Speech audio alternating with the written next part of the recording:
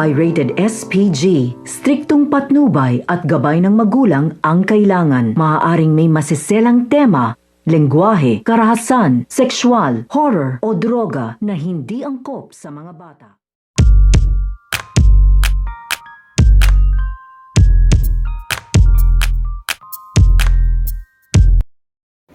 Ang hindi magandang balita na makakarating nga dito nga kila Eloy at sa kanyang ama at pati na nga rin dito nga sa kanyang lola. Dahil nga ito na nga ang kanilang pinakahihintay na kanilang apila ay magkakaroon na nga ng resulta upang makalaya na nga dito itong ang ama nito nga ni Eloy. Pero hindi nga dito makakalaya dahil hindi nga dito pinayagan ng korte na makalaya nga ito. Kaya nga malungkot nga dito itong ang ama nga ni Eloy at pati nga rin ito nga si Eloy. Kaya nga ito nga si Eloy nagtataka nga ito dahil mukhang may mali nga dito at sa kanilang pag-iimbestiga ay nalaman na nga nila dito na meron ngang mali dito nga daw sa resulta ng pag-apila ng kanyang ama. Kaya agad-agad nga rin ditong susundan ito nga ni Eloy itong ang abogado upang malaman nga na dito kung ano nga daw ba ang kinalaman nito dito nga daw kay Hugo. Dahil base na nga rin sa kanilang pag-iimbestiga ay itong ang abogado ng kanyang ama at kausap itong abogado at pati na nga rin dito itong nga si Hugo at si Tara ay magkakaugnay